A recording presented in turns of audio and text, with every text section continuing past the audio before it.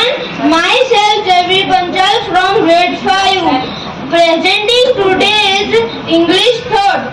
Today's English thought is success is not a final failure, is not fatal.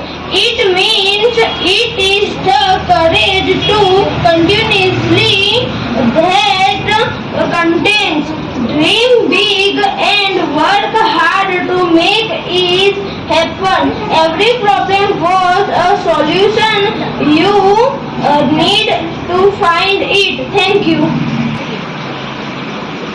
Good morning everyone. Myself Dishan Patel from grade 3. I will tell you temperature of the day. Today on Saturday the maximum temperature during the day will be 33 Celsius. Minimum temperature will be 27 degrees Celsius. Thank you.